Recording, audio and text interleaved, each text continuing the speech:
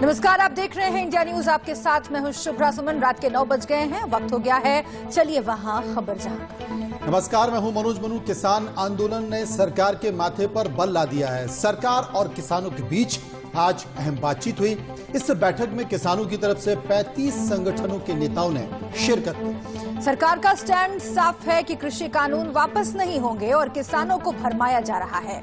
किसानों को समझाने के मकसद से बाकायदा उन्हें कृषि कानूनों की खूबियां समझाने के लिए प्रेजेंटेशन दिए गए। कृषि मंत्री नरेंद्र सिंह तोमर, वाणिज्य मंत्री पीयूष गोयल और सोम प्रकाश इस बैठक में शामिल रहे।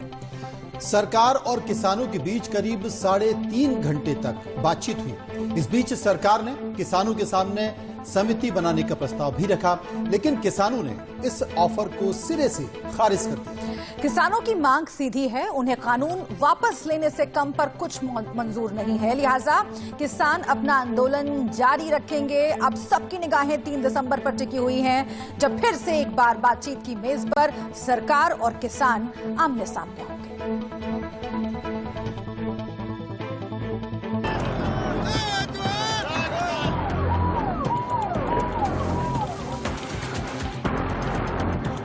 ये आंदोलन जारी रहेगा। सरकार तो कुछ लेके जाएंगी। सरकार गोलियां दे, सरकार चाहे शांति चाहती है तो लोगों का मसला हल करे। दिल्ली चलो से सरकार परेशान, कानून वापस लेने पर अड़े किसान।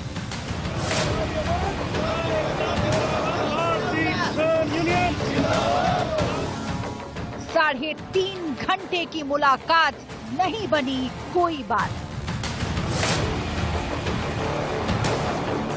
कृषि कानून के विरोध में किसान पिछले 6 दिनों से सड़कों पर हैं। मंगलवार को किसान और सरकार के बीच बातचीत हुई, जिसमें सरकार की ओर से कृषि मंत्री नरेंद्र सिंह तोमर, वाणिज्य मंत्री पीयूष गोयल और सोम प्रकाश शामिल हुए। किसानों की ओर से 35 संगठनों के किसान नेता इस बैठक में शामिल हुए। एक बार लगा कि बात बन जाएगी, लेकिन 3.5 घंटे की बातचीत के बाद भी बात बन नहीं सकी। सरकार ने किसानों को समिति बनाने का प्रस्ताव दिया था, लेकिन किसानों ने ये कहकर सरकार के प्रस्ताव को ठुकरा दिया कि उन्हें कानून वापस लेने से कम कुछ भी मंजूर नहीं है। ये आंदोलन जारी रहेगा। सरकार तो कुछ लेके जाएंगी। सरकार गोलियां दे, सरकार चाहे शांति चाहती है तो लोगों का मसला हल करे। वार्ता काफी ठीक रही और एक दूसरे के प्रति काफी समझ बनी है और हम सब लोगों ने यह तय किया है कि अब परसों वार्ता का 4था चरण शुरू होगा और परसों तक ये लोग भी इशू अपने लेकर आएंगे और उन पर जिंदवार फिर चर्चा की जाएगी। लेकिन 3.5 घंटे चली बैठक में किसानों और सरकार के बीच क्या बातचीत हुई, आइए आपको बताते हैं। सरकार ने कहा आंदोलन स्थगित करें किसान। किसानों ने कहा आंदोलन जारी रहेगा। सरकार ने कहा हम समिति बनाने के लिए तैयार हैं। किसानों ने कहा कानून वापस लेने से कम कुछ भी नहीं। सरकार ने कहा हम बातचीत के लिए तैयार हैं। किसानों ने कहा किसानों को दिल्ली आने दिया जाए। सरकार ने ये भी कहा कि कृषि कानूनों को लेकर भ्रम फैलाया गया है। किसान बोले ये कानून किसान विरोधी है। मतलब जैसे जैसे वक्त बीत रहा था, बातचीत बनने की जगह बिगड़ती जा रही थी। उधर सरकार की हिम्मत किसानों की जिद के आगे जवाब देने लगी, लेकिन सरकार अपनी तरफ से कोशिश छोड़ने के लिए तैयार नहीं है। 3 दिसंबर को फिर से सरकार ने किसानों को मिलने के लिए बुलाया है, लेकिन किसानों के तेवर देखकर लगता नहीं कि वो मानेंगे। आंदोलन जारी रहेगा। एक कमेटी कल हमारी पॉइंट बनाएगी कि इस एक्ट में तीनों अध्यादेश में क्या क्या दिक्कतें किसानों को हैं। परसों के दिन उस कमियों को दूर करने के लिए मंत्री जी और हम लोग साथ में बैठेंगे परसों के दिन। जैसे जैसे वक्त बीत रहा है, किसान आंदोलन और तेज होता जा रहा है। देश भर के किसान दिल्ली कूच कर रहे हैं। दिल्ली से सटे सभी बॉर्डर हजारों किसानों से भरे हुए हैं, लेकिन सरकार अपनी ओर से कोई कोशिश नहीं छोड़ना चाहती। मीटिंग में बात चली है काफी लंबी, लेकिन सहमति इसी पे बनी है कि फिर दोबारा बैठेंगे। ना बिगड़ी ना बनी, आगे 3 को मीटिंग हो गई, मगर ये बात है हमारे लॉज का उनके पास जवाब कोई नहीं है। अब वो इस बात पर आ गए कि कल क्लास वाइज डिस्कस करो, हम क्लास वाइज लेकर ले आएंगे, हमारी तैयारी है। अब सबकी निगाहें 3 दिसंबर पर टिकी हुई हैं, जब फिर से किसान और सरकार आमने सामने होंगे। Bureau report, India news.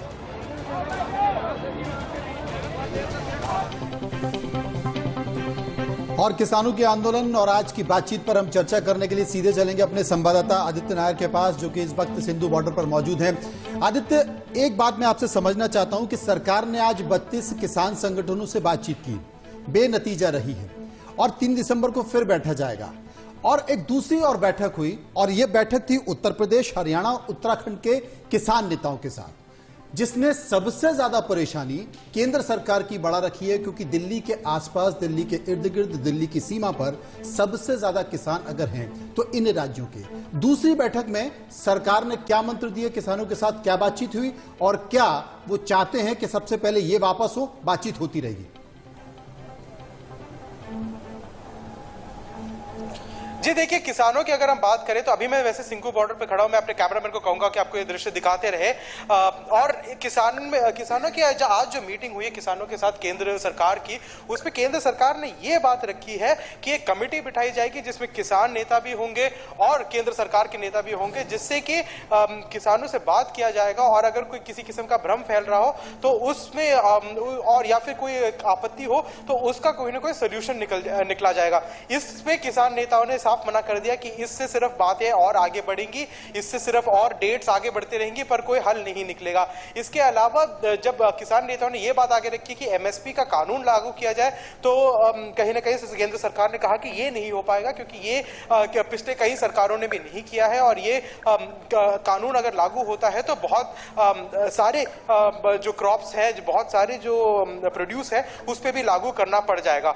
और तीसरी और सबसे बड़ी बात, फिर किसान नेताओं ने यह बोलना शुरू किया कि अब या तो ये तीनों कानून वापस किया जाए या इन तीनों कानून के जो भी आपत्तिजनक पॉइंट जो इनको लगते हैं उस पर आगे अब बातचीत करने के लिए एक आगे का डेट दिया जाए। तो इसी बात पे कहीं ना कहीं मीटिंग रुकी और 3 तारीख यानी परसों का डेट दिया गया, जिसमें कल किसान नेता सब मिलकर मीटिंग करेंगे। और मीटिंग करने के बाद आदित्य, क्या हम ये कह सकते हैं कि आज कम से कम सरकार और किसान आमने सामने बैठे तो पॉइंट्स जरूर तय हो गए होंगे, क्योंकि किसानों को भी ये बात मालूम है कि बहुत बड़ी मांग है। वो लगातार कह रहे हैं कि कानून जब तक वापस नहीं होगा वो पीछे नहीं हटेंगे। तो इस मांग को लेकर के बातचीत बहुत जल्दी कोई सोल्यूशन तक पहुंच जाए, इस बात की संभावना कम ही थी, लेकिन कम से कम आज पॉइंट्स तय हो गए हैं क्या कि आगे की रूपरेखा क्या होगी बातचीत की 3 तारीख में। और दूसरी बात कि कल का दिन है, कल 2 तारीख है, कल क्या रणनीति रहेगी किसानों की, क्योंकि तमाम किसान यही कह रहे हैं कि रामलीला मैदान जाना है उनको, वहीं पर वो प्रदर्शन करेंगे। जी बिल्कुल, आपने सही कहा कि दोनों तरफ के लिए जो 3 तारीख की मीटिंग है उसके लिए एक रणनीति बन गई है कि केंद्र को पता लग गया कि किसानों से आगे बातचीत किस तरीके से करना है और किन पॉइंट्स पे करना है। किसानों को पता चल गया कि केंद्र कहां पे बात मान सकती है उनकी और कहां पे नहीं।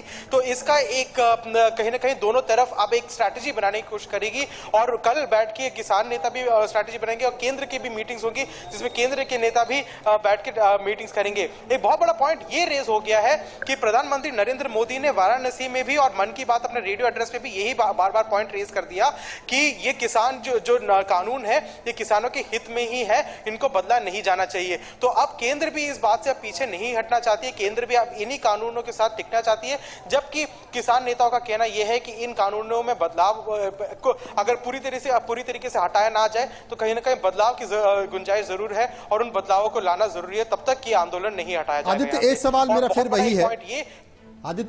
मेरा फिर वही है कि एक बैठक होती है, 32 संगठन के लोग शामिल होते हैं और यह कहा जाता है कि 3 तारीख को मिलेंगे और देश के कृषि मंत्री नरेंद्र सिंह तोमर कहते हैं कि आप अपने पॉइंट बनाकर लाइए।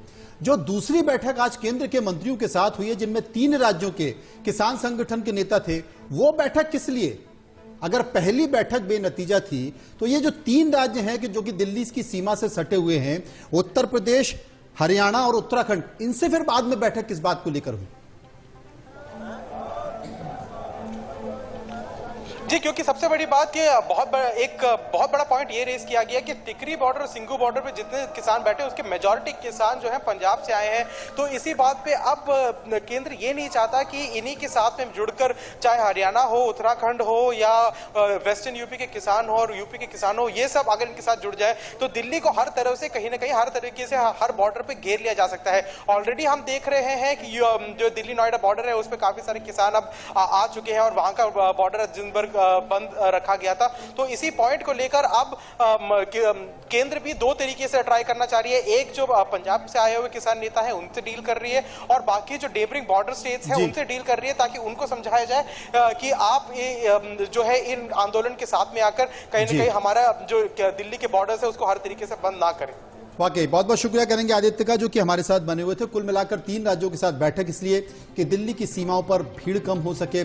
किसान संगठन के लोगों से बातचीत की गई कि हम तैयार हैं बातचीत करने के लिए, आपकी बातों को भी सुना जाएगा। और आज केंद्रीय कृषि मंत्री नरेंद्र सिंह तोमर से जो बातचीत हुई है उसमें कुछ किसान संगठनों के लोगों ने यह भी बताया कि खुद केंद्रीय कृषि मंत्री ने कहा है कि हम ये मानते हैं कि यह आंदोलन प्रायोजित नहीं है, क्योंकि किसान संगठन के नेताओं ने इस बात का विरोध उस बैठक में किया था और खुद ये केंद्र की ओर से कहा था कि हम भी ये मानते हैं कि किसान की परेशानी है, इसे बैठकर सुलझाया जा सकता। खैर, आगे बढ़ते बात करते अगली खबर की।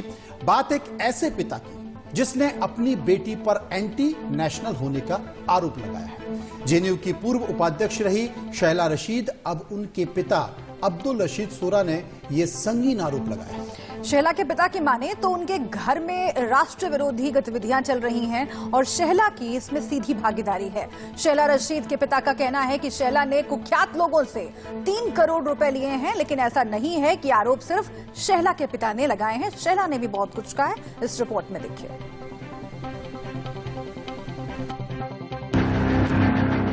सारी टेरर फंडिंग है जिसपे ये सारा पॉलिटिक्स चलता है, ये सबको पता है। मुझे इस पे रोशनी डालने की जरूरत नहीं है, ये सभी को पता है कि कैसे।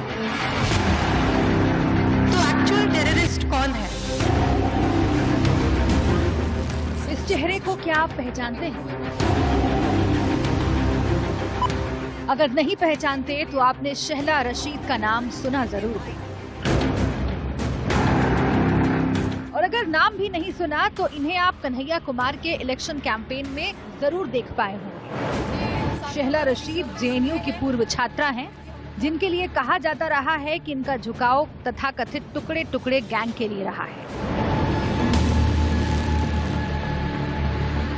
लेकिन अब शैला पर उन्हीं के पिता अब्दुल शोरा रशीद ने देश विरोधी गतिविधियों में शामिल होने का आरोप लगाया है। कि ये पैसा वगैरह जो इस्तेमाल करते हैं ये लोग, ये कहाँ से आता है? इनको जो भी सोर्स है फंडिंग का उसको इन्वेस्टिगेट किया जाए।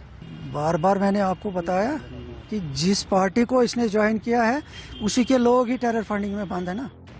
शैला के पिता की माने तो उनके घर में राष्ट्र विरोधी गतिविधियां चल रही हैं।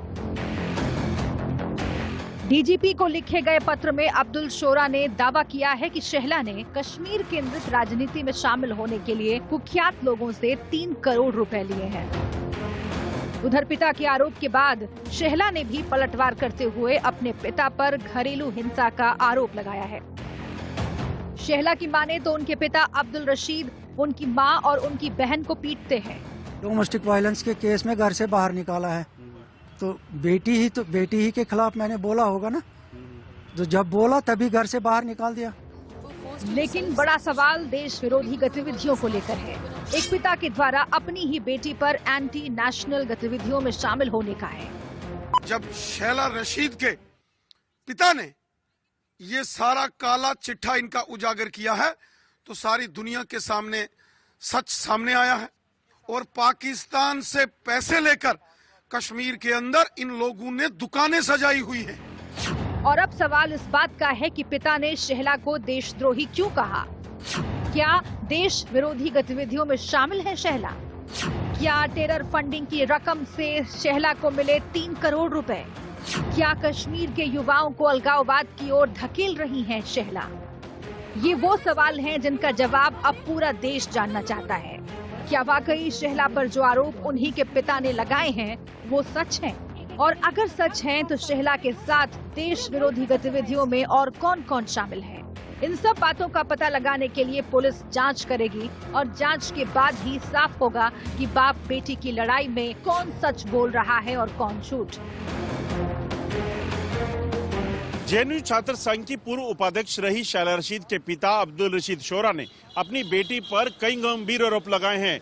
अब्दुल रशीद शोरा ने डीजीपी जम्मू कश्मीर को चिट्ठी लिखकर ये बात कही कि उनकी बेटी देश विरोधी गतिविधियों में शामिल है, जिसके लिए उसे 3 करोड़ रुपए की रकम तक मिली है और इस लिए उन्होंने अपनी बेटी के अकाउंट्स की जांच की बात की है। अब्दुल रशीद शोरा ने यह भी लिखा है कि उनकी बेटी ने उन्हें मारने तक की धमकी दी है और इसके लिए उन्हें जम्मू कश्मीर पुलिस से सहायता चाहिए ताकि उनकी जान बच सके। तो आतंकवाद के अलावा एक और महामारी है जिससे पूरा विश्व त्रस्त है और वो है कोरोना महामारी। दिल्ली में कोरोना का कहर लगातार बढ़ रहा है, लगातार मौत का आंकड़ा सैकड़ा लगा रहा है। कोरोना के आगे दिल्ली सिसक रही है। उधर देश के कई राज्य नाइट लॉकडाउन की तरफ बढ़ने लगे हैं, जबकि मध्य प्रदेश और हिमाचल प्रदेश में मास्क नहीं पहनने पर सीधे जेल तक की सजा का प्रावधान। मुंबई में कोविड टेस्ट स्मार्टफोन के जरिए किया जा रहा है, जिससे सिर्फ 30 सेकंड में पता चल जाएगा कि कोरोना है या नहीं।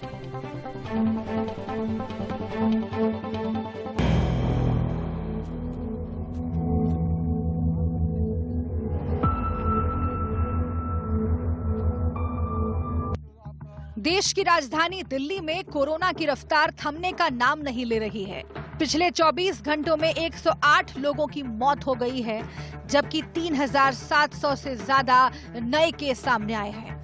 कोरोना से दिल्ली सिसक रही है।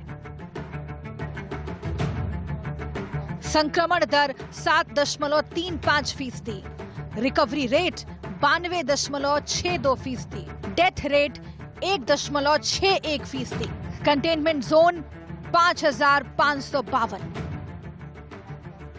ये आंकड़े बता रहे हैं कि दिल्ली में कोरोना का खतरा हर दिन बढ़ रहा है। देश में अब तक 1,37,000 से ज्यादा मरीजों की मौत हो चुकी है। गृह मंत्रालय द्वारा जारी की गई गाइडलाइंस के मुताबिक कंटेनमेंट जोन में दुकानें बंद रहेंगी। मतलब साफ है कि कोरोना से लड़ाई जीतनी है तो सावधानी रखनी ही होगी। उधर देश के कई राज्य वीकेंड और नाइट लॉकडाउन की तरफ बढ़ने लगे हैं, जबकि मध्य प्रदेश और हिमाचल प्रदेश में मास्क नहीं पहनने पर सीधे जेल की सजा तक का प्रावधान है। इन सब के बीच मुंबई में कोविड टेस्ट स्मार्टफोन के जरिए किया जा रहा है, जिससे सिर्फ 30 सेकंड में पता चल जाएगा कि कोरोना है या नहीं। इस तरह की जांच इससे पहले इजराइल में की जा चुकी है। वहीं इन सब के बीच वैक्सीन की तरफ हम तेजी से बढ़ रहे हैं। हाल ही में प्रधानमंत्री मोदी ने हैदराबाद, पुणे और अहमदाबाद में जाकर वैक्सीन का जायजा लिया, लेकिन जब तक वैक्सीन नहीं आ जाती, सावधानी ही कोरोना का इलाज है। Bureau report, India news. और आइए आगे बढ़ते हैं। हैदराबाद के नगर निगम चुनाव के लिए वोट डाले जा चुके हैं। मंगलवार को हैदराबाद में नगर निगम चुनाव के लिए 150 सीटों पर वोट डाले गए। ये चुनाव है तो नगर निगम के, लेकिन इसकी चर्चा पिछले दिनों खबरों में ऐसे छाई रही जैसे राष्ट्रीय स्तर का कोई चुनाव हो भी क्यों ना, बीजेपी ने ओबीसी के गढ़ में सेंध लगाने के लिए अपनी पूरी ताकत झोंक दी है। दरअसल नगर निगम चुनाव के जरिए बीजेपी तेलंगाना में अपनी जमीन मजबूत करना चाहती है। उसे अपने लिए मौका नजर आ रहा है, लेकिन बीजेपी कितनी कामयाब होती है ये 4 दिसंबर को पता चलेगा, तब जब नतीजे आएंगे।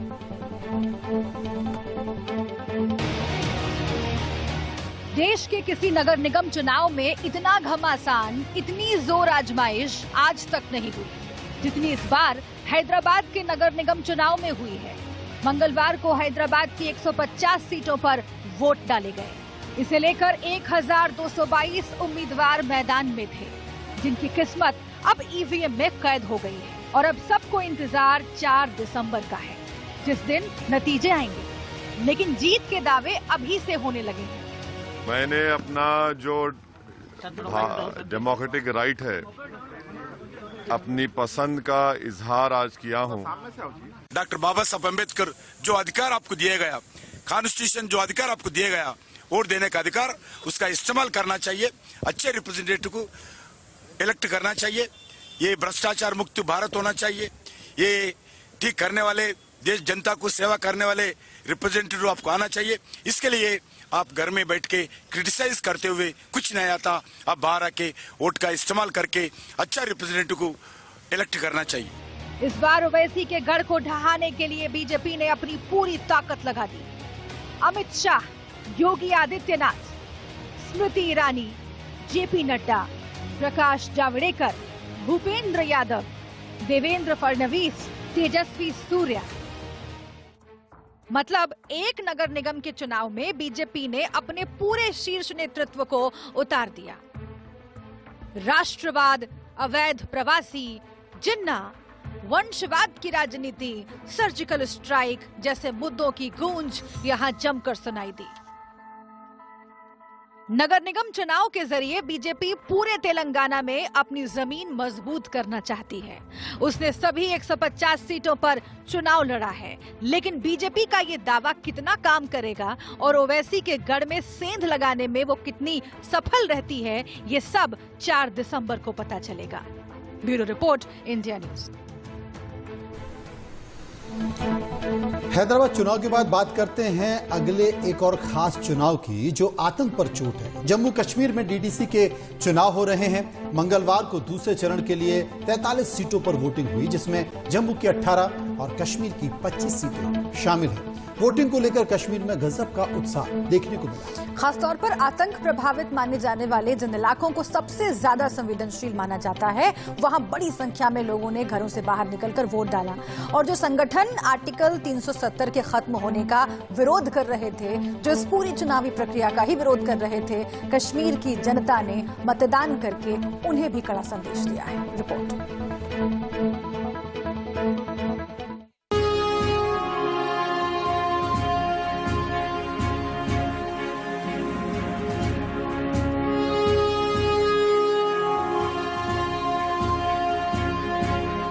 पोलिंग कर रहे हैं, भीड़ बहुत ज्यादा लगी हुई है, तो इंशाल्लाह अच्छे से हो रहे हैं वोट पोलिंग। उम्मीदें तो काफी हैं, तरक्की होनी चाहिए, ध्यान होना चाहिए। वोट देने के लिए लाइन में लगे लोग और इनके अंदर वोटिंग के लिए उत्साह। अगर ये हवा और ये पहाड़ इनके बीच से हटा दिए जाएं, तो ये तस्वीर भी देश के किसी दूसरे राज्यों के जैसी ही लगती है। लेकिन कश्मीर में डीडीसी चुनाव में बड़ी संख्या में हिस्सा लेकर कश्मीरियों ने बता दिया है कि चुनावी प्रक्रिया में उनका विश्वास उतना ही है जितना देश के दूसरे राज्यों के लोगों का। आज हमें ऐसा फील हो रहा है कि हम जम्मू कश्मीर में भी रह रहे हैं आके। हम जो यूटी बनी है, जो ये 370 हटने के बाद, तब हमें आके ऐसा फील हो रहा है, क्योंकि जो राइट टू वोट था वो हमें आज पहली बार मिला। जी होगा अच्छा, होगा अच्छा। ये मतलब हमारे गाँव के जो मसाइल हैं उससे हो गए हल, लेकिन जो हमारे अपने मसाइल हैं, छोटे मसाइल हैं, वो हल होंगे। जी होगा, भरोसा है, फिर देखेंगे आगे क्या होगा, लेकिन भरोसा है। वोट पोलिंग कर रहे हैं, भीड़ बहुत ज्यादा लगी हुई है, तो इंशाल्लाह अच्छे से हो रहे हैं वोट पोलिंग। उम्मीदें तो काफी हैं, तरक्की होनी चाहिए, ध्यान होना चाहिए, इसीलिए तो पोलिंग हो रही है। इसीलिए सुबह के छोटे छोटे बच्चे दूध पीने वाले घर में छोड़ के भाऊ बहनें यहाँ पे आके लाइन में लगी हुई हैं, सब आप देख रहे हो। तो ऐसा है, हमारी यही अर्ज है सरकार से। ये गरीब लोग रहते हैं यहाँ, ये पहाड़ी इलाका है, बर्फानी इलाका है, इसमें फसल तो एक ही होता है, इसमें बहुत प्रॉपर है। इसमें जो पढ़े लिखे हैं वो दर बदर हैं, जो मजदूर हैं उनको मजदूरी नहीं मिलती। तो इस इलाके में तामीर तरक्की के लिए हमने ये भरपूर वोट दिए हैं। जम्मू कश्मीर डीडीसी चुनाव में जहां पहले चरण में 43 सीटों पर 52% मतदान हुआ था, वहीं दूसरे चरण में 43 सीटों पर 48% लोगों ने मतदान किया। अभी हाल ही में बिहार में विधानसभा चुनाव हुए थे, जहां 54% मतदान हुआ था। कश्मीर में डीडीसी चुनावों को लेकर लोगों में उत्साह का अंदाजा आप इस बात से लगा सकते हैं कि जिस बांडीपोर जिले को आतंकवाद ग्रस्त माना जाता रहा है, वहां बड़ी संख्या में लोगों ने वोट डाले। रूस और अमेरिका में तनातनी कोई नई बात नहीं है। दोनों शक्तियां एक दूसरे का समय समय पर मुकाबला करती रहती हैं, एक दूसरे को आंखें दिखाती रहती हैं, ताकत से रूबरू कराती रहती हैं। कभी अमेरिका चाल चलता है तो कभी रूस। जी हां, पुतिन ने आज एक ऐसी पावरफुल मिसाइल का परीक्षण किया है जो आवाज की गति से 8 गुना तेज है और महज 1 घंटे में लॉस एंजलिस तक वार कर सकती है। रूस में जिरकॉन मिसाइल के सफल परीक्षण की खबर भारत के लिए भी अच्छी खबर है, क्योंकि जिरकॉन मिसाइल की तर्ज पर ही भारत की ब्रह्मोस मिसाइल को विकसित किया जा रहा है।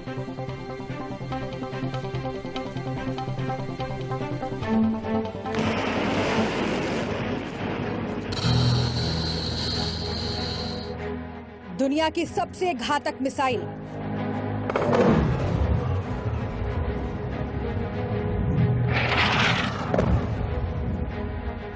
दुश्मन मांगे जान की दुहाई।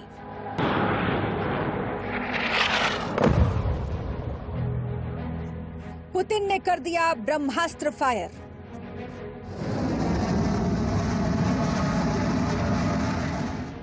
कांप उठी धरती, जल गया समंदर। दुनिया पर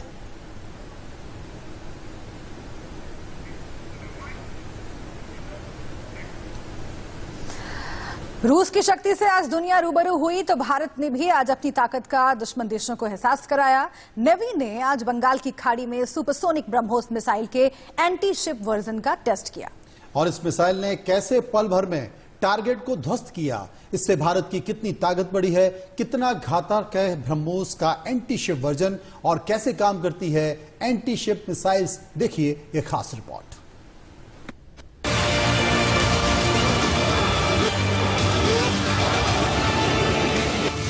भारत ने किया ब्रह्मोस का परीक्षण, जिनपिंग की बढ़ गई टेंशन।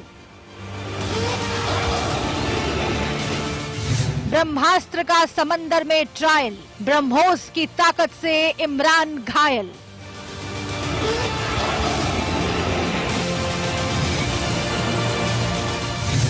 भारत लगातार मिसाइल शक्ति बढ़ा रहा है, दुश्मन जिससे थर थर कांप रहा है।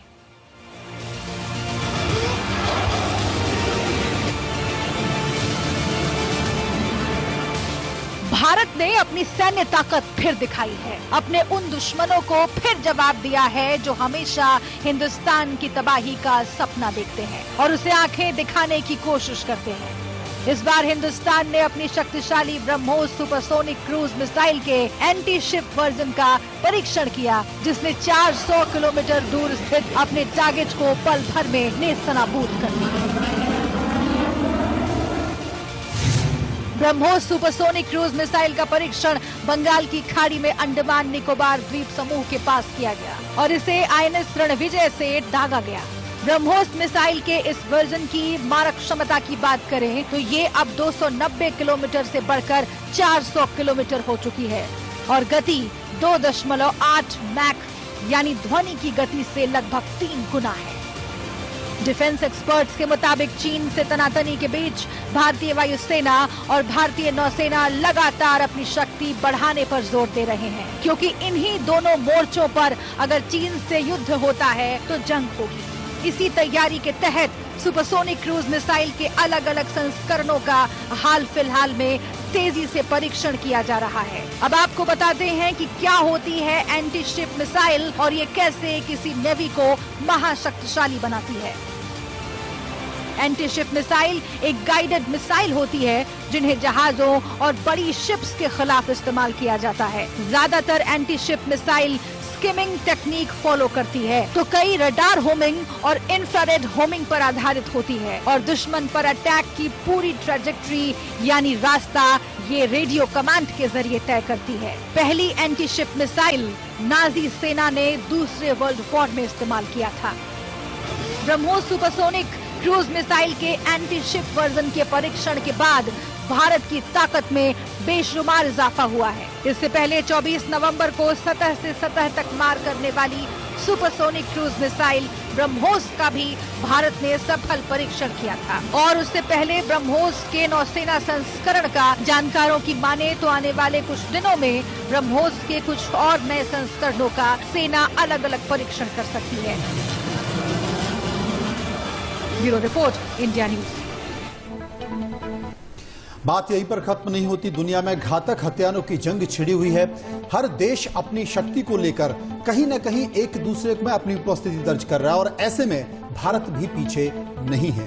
भारत को सबसे ज्यादा खतरा अपने पड़ोस से है, क्योंकि भारत के पड़ोसी देश दगाबाज हैं। गलवान और पैंगोंग में जिस तरह से हाल में चीन ने दगाबाजी की, उसके बाद भारत लगातार अपनी ताकत को सरहद और समंदर में धार दे रहा है। हिंदुस्तान की शक्ति देखिए कैसे चीन और पाकिस्तान को परेशान कर रही है, इस रिपोर्ट के जरिए समझिए।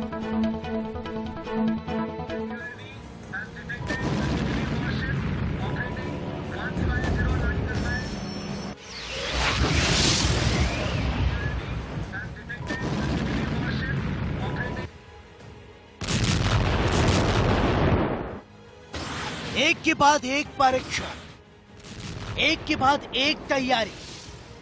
महायुद्ध से पहले भारत ने अपनी तैयारी शुरू कर दी है, क्योंकि मौजूदा वक्त में चीन के साथ तनाव चरम पर है।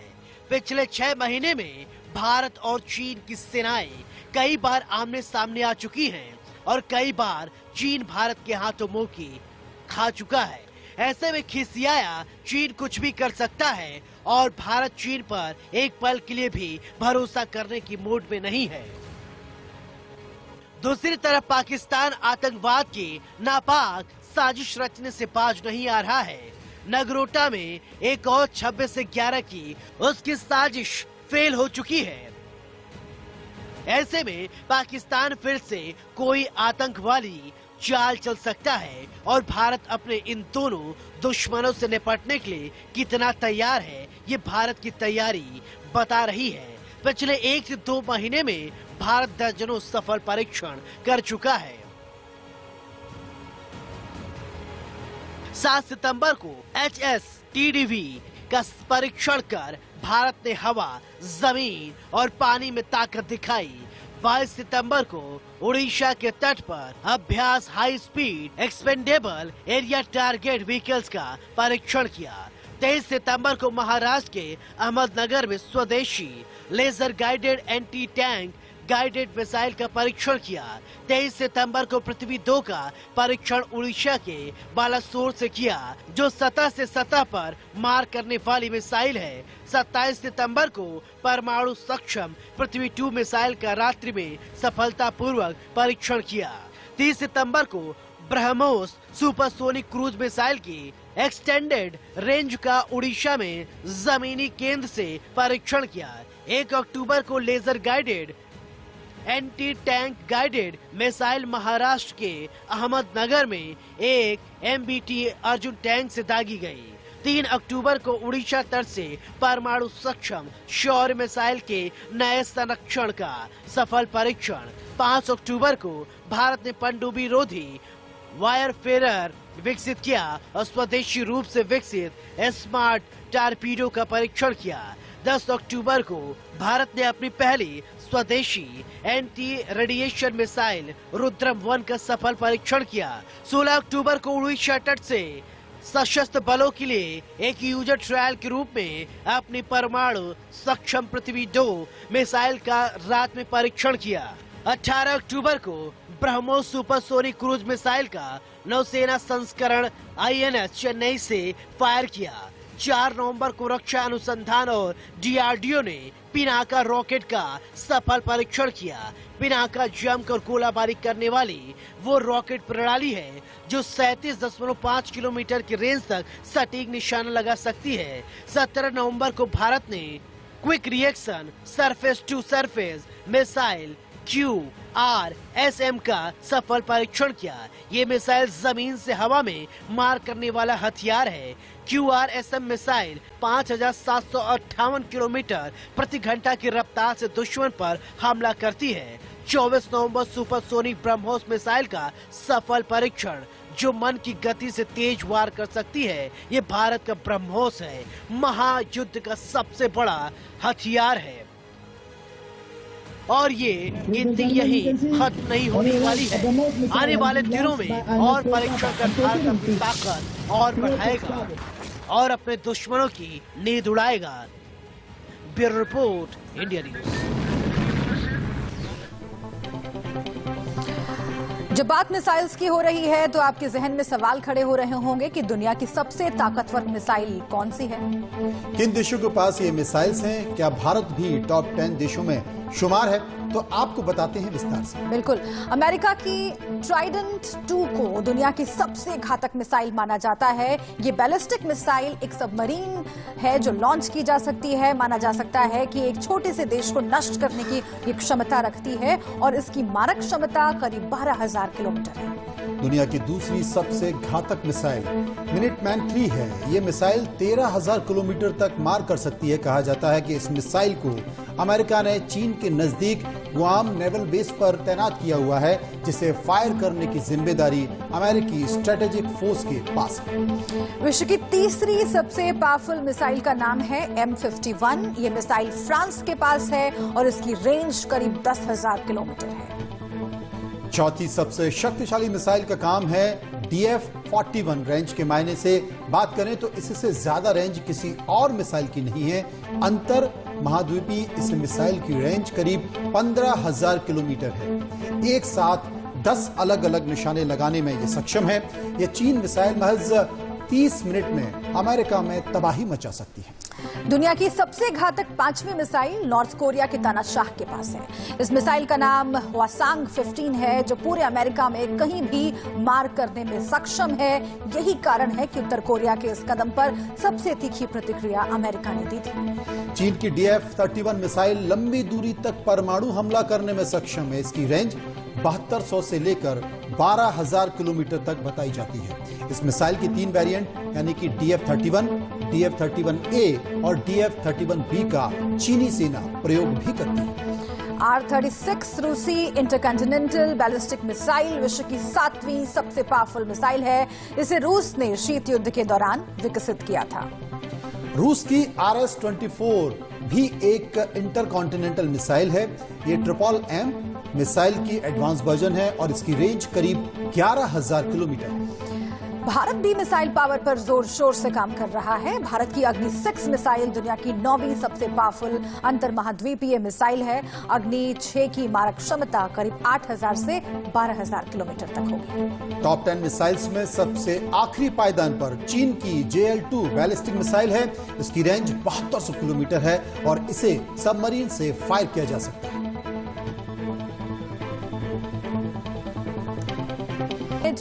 उर्मिला मातोंडकर महाराष्ट्र के मुख्यमंत्री उद्धव ठाकरे की मौजूदगी में औपचारिक तौर से आज शिवसेना का हिस्सा बनी। विधान परिषद के लिए राज्यपाल की ओर से मनोनीत होने वाले 12 सदस्यों में पार्टी उर्मिला मातोंडकर के नाम का प्रस्ताव पहले ही कर चुकी है।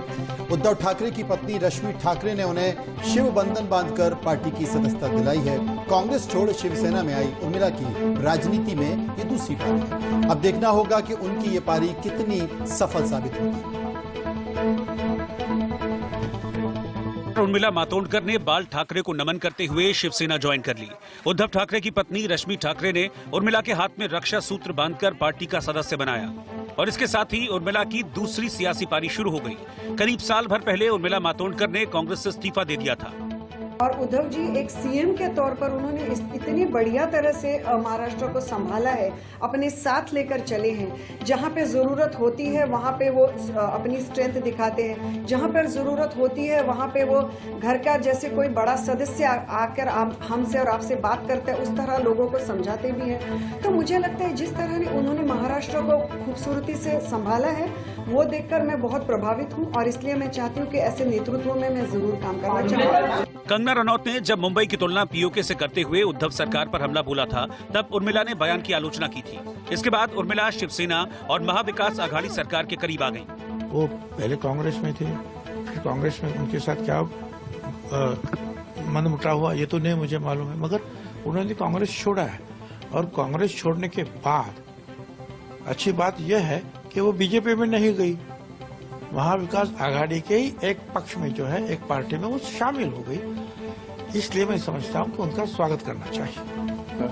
निर्मला जी शिवसेना में जा रही है, लेकिन शिवसेना ने एक कांग्रेस पार्टी की जो कैंडिडेट थी, जो लोकसभा का चुनाव उन्होंने लड़ा था, उन्होंने कांग्रेस पार्टी छोड़ी थी, बात ठीक है, लेकिन कांग्रेस पार्टी का अपमान यहाँ हुआ है। कांग्रेस पार्टी के टिकट पर लोकसभा का चुनाव लड़ने वाली निर्मला मातोंडकर, ये मतलब शिवसेना ने अपनी पार्टी में लेना ठीक नहीं था। उर्मिला मातोंडकर का शिवसेना में शामिल होना लगभग तय था, क्योंकि पार्टी पहले ही विधान परिषद में उर्मिला मातोंडकर के लिए एक सीट पक्की कर चुकी है।